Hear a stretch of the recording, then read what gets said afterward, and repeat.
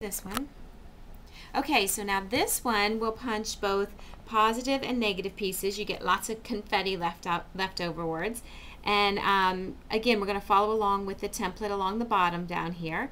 We're going to start by flipping over the punch, opening that lock, and then I like to keep the punch on the table. I think it's a lot easier, but I'm going to show you a few things and different ways that you can line this particular punch up.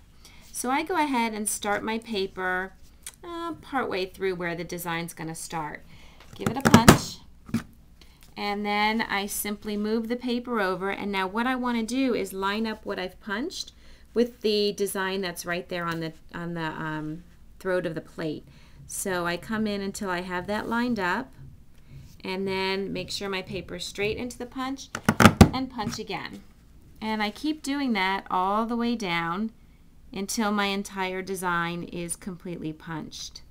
If by any chance you don't line it up exactly somewhere where you're punching, and let's say you end up with a space in between what you've punched and the other, in fact I'll show you one right here. It's not a problem, don't worry, you haven't wrecked your paper or anything. So here I have a little space. All I have to do is put it back into the punch about where I think I have the missing piece, punch again, and then I'm all fixed. So it's not a problem. And I can go all the way down the paper and continue punching that beautiful shape right there. Now, another way that I can do this, some people are used to using our paper shaper punches upside down, which is fine. You would simply put your punch right over your design, and you see that you can line it up that way too.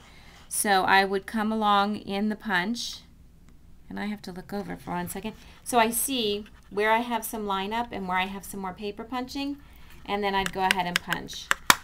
And this is another way to do this, so that if you want to see exactly where you're going to punch, you can see exactly where that is. Sometimes with the more intricate punches, this is a little bit easier way to line it up.